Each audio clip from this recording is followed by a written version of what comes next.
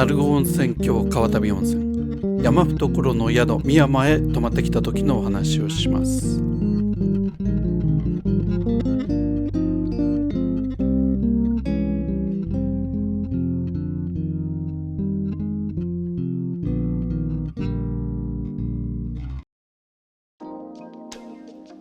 場所は宮城県の大崎市、県北の方です。全国的に有名な笹錦のふるさとであるのと、あと人気のブランド牛である仙台牛の多くはお隣の登米市やこの大崎市で育てられています。なので国道をそれると牛舎や放牧場などに出会うことがあるんです。鳴子温泉郷とはこの辺りにある鳴子温泉、東鳴子温泉、川旅温泉、中山平温泉、鬼神戸温泉の5つの温泉地をまとめた呼び方です。電波塔の間に間に赤茶色のトタン屋根をよく目にするようになると、鳴子温泉郷も近い。橋を渡ると川旅温泉、川を渡ったところにある温泉、川渡り温泉、川旅温泉、川旅温泉、そんな感じで変化していったんでしょうかね。左手に藤島旅館が見えてきました。木造の古い建物でとても味がありますよ。日帰りも受け入れていて、僕も何度かお世話になっています。すぐ近くにくるみ豆腐の柿地、ここのくるみ豆腐、深山の朝食にも出てきますが絶品なのであります。そして純喫茶かがもくが見えてきました。こけしをテーマにしたカフェで、いろんなところからこけしが顔を出してきますよ。お宿のチェックインにはまだ時間がありますので、少し寄り道にお付き合いください。ところで、西の別府、東の鳴子って言われてるの知ってました？東は草津ではとの声が聞こえてきそうですが、温泉マニアに言わせると鳴子で正解なんです。というのも、鳴子は源泉数はなんと約400本。単純計算で宿の数が60軒だとすると、1つの宿で6本以上の計算になってしまいます。一般的な温泉地では源泉を数軒で分け合っているっていうのが普通だと思うので、ここは驚異的です。そして泉質は9種類、日本の天然温泉は11種類なので、ほぼどんな温泉も揃ってます。なので隣の旅館と泉質が全然違うことも珍しくありません。このさして広いわけではない温泉郷に、匂いも感触も効能も全然違う温泉が密集しているなんて、ちょっと他では考えられないです。ということで湯巡りに参ります。ここは本日宿泊する深山から車で3分ほどの馬場温泉という、鳴子で湯巡りする人々に人気の温泉ですよ。母屋には男女別の内湯があるんですけども、目指すは離れになっているこちらの貸し切り風呂。目安は30分ほど。お湯は紅茶色、そしてモール泉みたいないい匂いがします。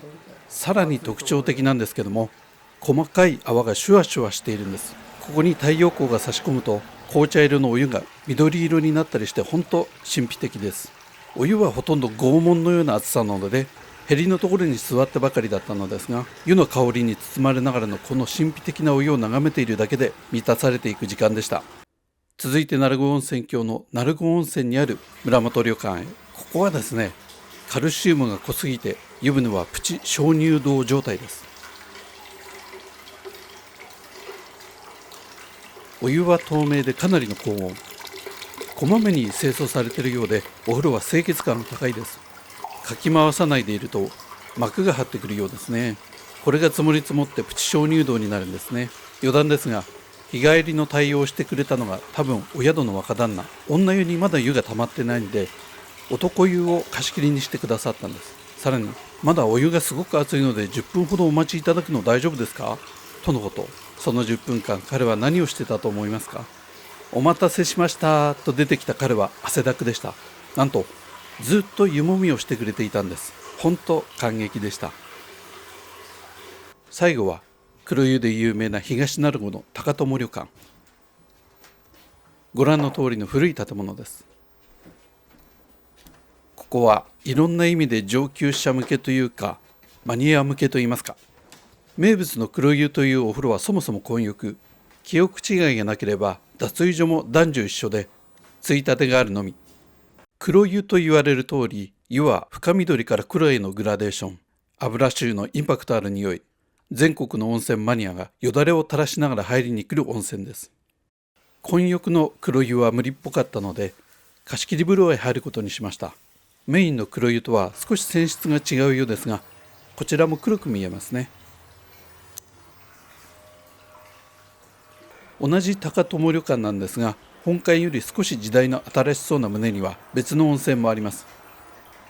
男湯はひょうたんの湯、女湯はラムネ湯となっています。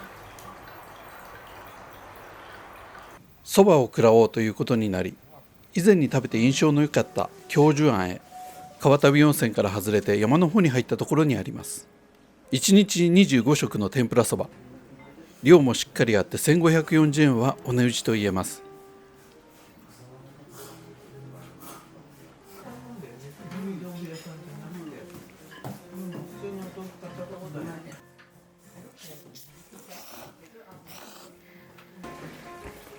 いやー、久しぶりに食べたんですが、このそばドストライクでした。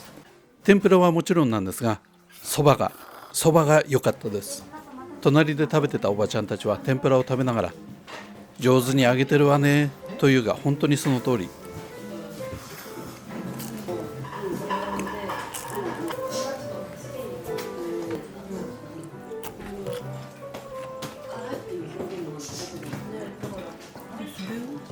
久々に食べたんですが、僕の好きなそば屋ランキングのかなり上位にランキングが更新されました。そして野菜ジェラートのナルコリンへ。このディスプレイ見たら思わず可愛いってなっちゃいますね。見た目だけじゃなくて中身のこだわりがすごいんです。この日は人参、さつまいも、桃、かぼちゃ、インゲン、大葉、レモンバジル、ルバーブ、枝豆などが材料になってたんですが、これらの野菜のほとんどは大崎市のもの。さらに言えば牛乳は鳴子の高原牛乳、シャーベットは鳴子の温泉水で作られてるそうなんです。それは散々迷ってましたが、いやほんと全種類食べたくなりましたよ。美味しかったです。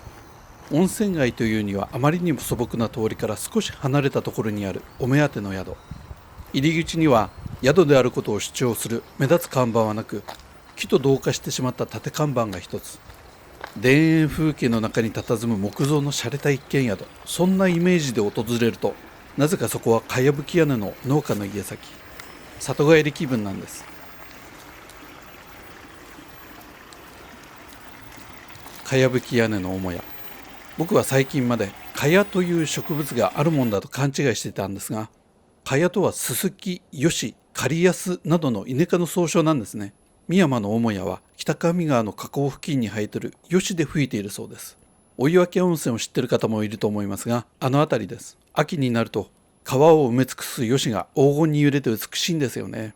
何十年かに一回吹き替えが必要で、そろそろそのタイミングらしいのですが、結構人手とお金がかかるようです。世界遺産になっている白川郷や五箇山の合掌造りでは近所の人たちが協力して吹き替えを行うんですが、深山は深山ファンが協力して吹き替えできたらいいですね。ところで、あれおかしいな、深山ってこういう感じを思い描いてきたんだけどもって思ってますよね。別館は奥まったところに潜んでいます。本館から入ります。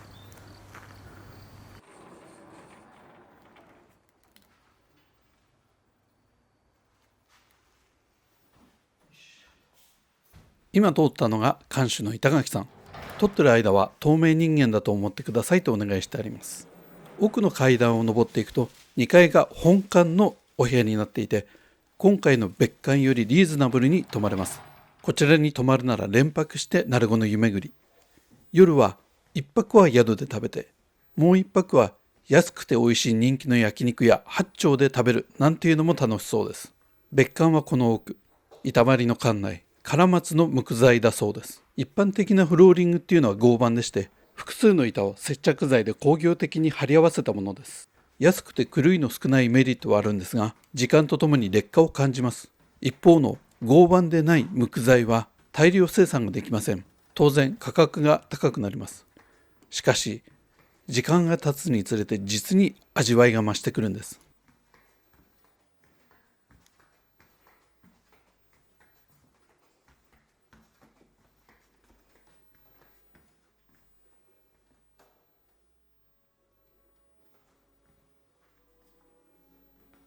吹き抜けのラウンジを一通り物色した連れは、家建てるならこんなスペースが欲しいわとお気軽にのたまう。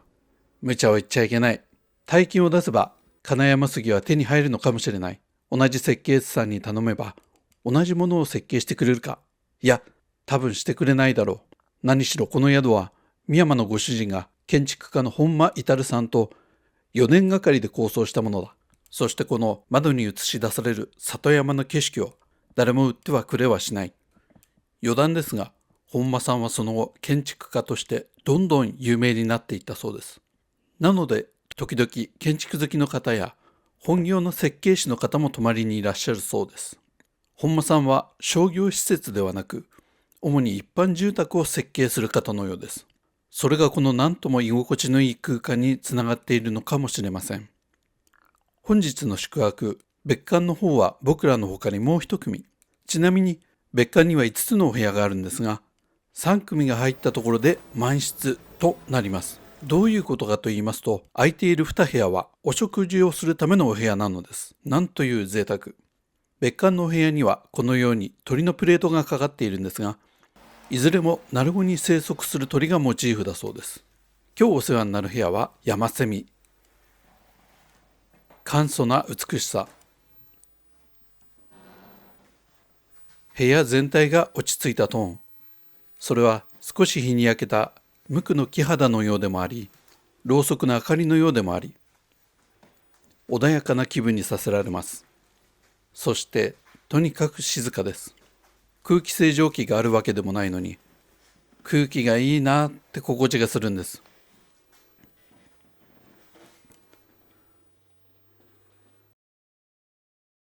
大工仕事って感じですね。天井や壁には楮の和紙が。これがまたいいのです。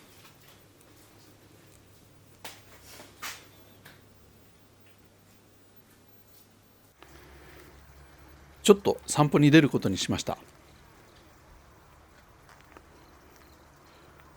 宿の目の前には風の道という散歩道があります。そばの花が咲いています。深山の田んぼもこの中にあるようですよ。そのお米が宿の食事になるんでしょうね。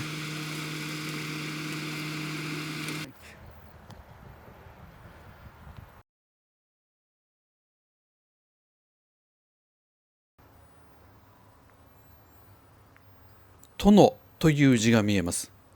以前聞いたので記憶は確かではないんですが、山形の湯殿山に関連しているのだと思われます。まだ借り入れされてない稲がありました。笹錦なんでしょうね。全国的に有名な笹錦はこの近くの古川県農業試験場で生まれたんですよ。戻ることにしましょう。部屋でしばらくぐだーっとしてから夕食前にお風呂へ。風呂の戸を開けるとたまらなくいい香りが満ちています。北海道の十勝で入ったモール船のような匂いです。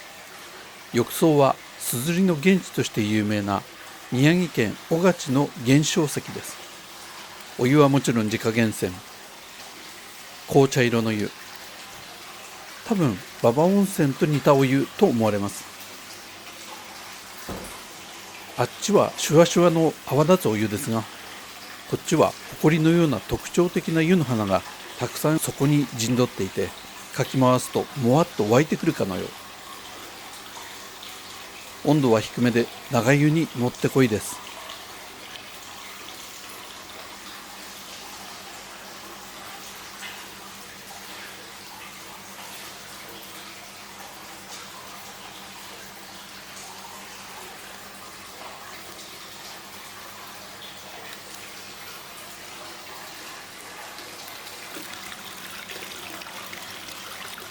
夕食の時間となりました。5室あるうち3室の予約が入った時点で満室のお話をしましたが、その恩恵で別室でのお部屋食です。ブルーベリーの食前酒でスタートです。見た感じ、旅館の料理ではなく手作りの郷土料理みたいです。わらびのおひたし。まずこれに手が伸びます。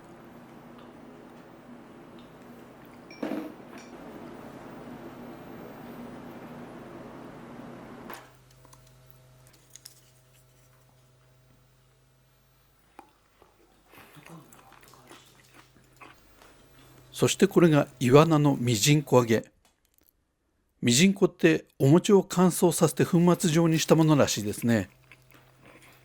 頭からガブリ、本当美味しいんですから、香ばしさ、心地いい苦みが螺旋状に駆け上がってきます。鯉の洗い。鯉は苦手料理なんですが、まあ食べてみましょう。酢味噌をつけて、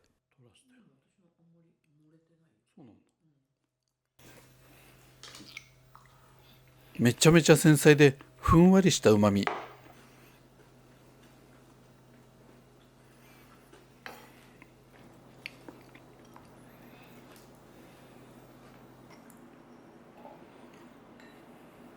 豆腐の入った茶碗蒸し。宮城は甘みのある茶碗蒸しですね。お湯分温泉でもそうでした。こちらはですね、松原源泉という、造り酒屋の綿屋さんが作っている温泉で作ったお酒だそうです。小野寺さんの漆の式で、小野寺さんとは深山の近所に工房を構える漆職人なんですが、漆器の世界ではなんかすごい方らしいですよ。ビール島の連れが深山の料理で日本酒に目覚めてしまいました。下戸は鳴子の天然温泉で仕込んだサイダーで。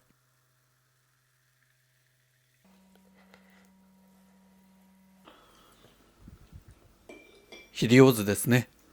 深山に来ると楽しみにしている一品です。だしにたっぷりつけます。めちゃめちゃうまい。個室をいいことに声を出して喜んでしまいました。おむすびは鳴子の笹錦と紫色の方は古代米です。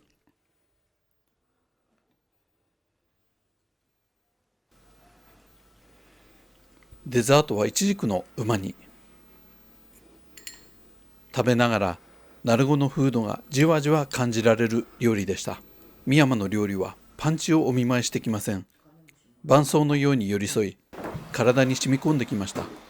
今日は胃袋の中も里山です。おやすみなさい。おはようございます。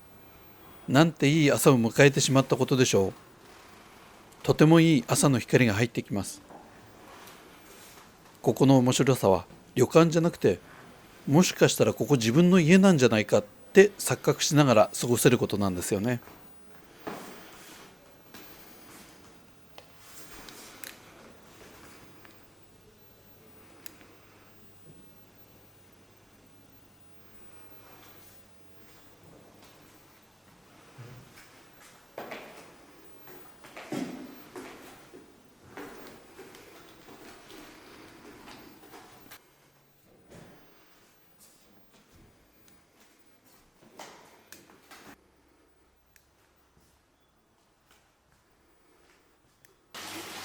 朝風呂へ行きました。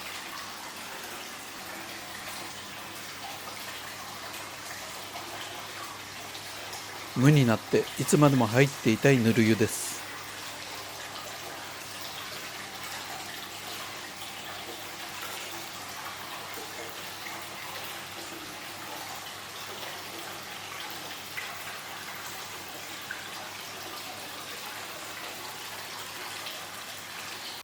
夕食と同じ個室で食事をいただきました。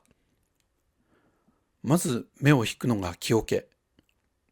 鳴子を流れる江合川を上流に走ると鬼神戸という地域があるのですが、そこに木桶の職人がいらっしゃるそうなんです。蓋を開けると木の香り、お米の香りの湯気が上り、嬉しくなりました。贅沢な朝です。